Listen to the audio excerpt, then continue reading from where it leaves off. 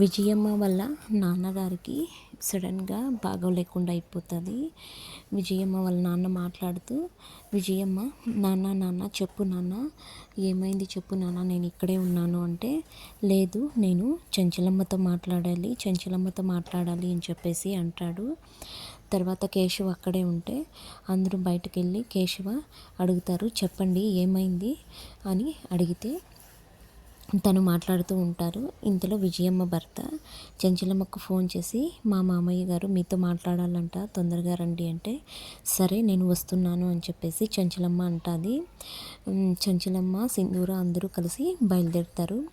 ఇక్కడ కేశవ విజయమ్మ వాళ్ళ నాన్నగారితో మాట్లాడుతూ ఉంటాడు.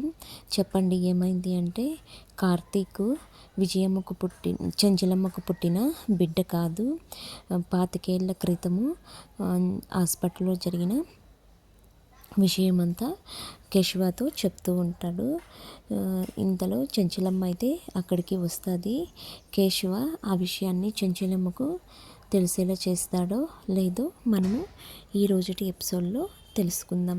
ఎందుకంటే కార్తీక్ ఎలాగో చనిపోయాడు కదా, కార్తీక్ తన బిడ్డ కాదని తెలిస్తే అసలు తన బిడ్డ ఏమైందో ఏమో, ఏం జరిగిందో అని చెప్పేసి చెంచలమ్మ ఇంకా టెన్షన్ తీసుకొని తన ఆరోగ్యం పాడైపోతుందనే కారణం చేత కేశవ ఆ విషయాన్ని దాచాలనుకుంటాడు.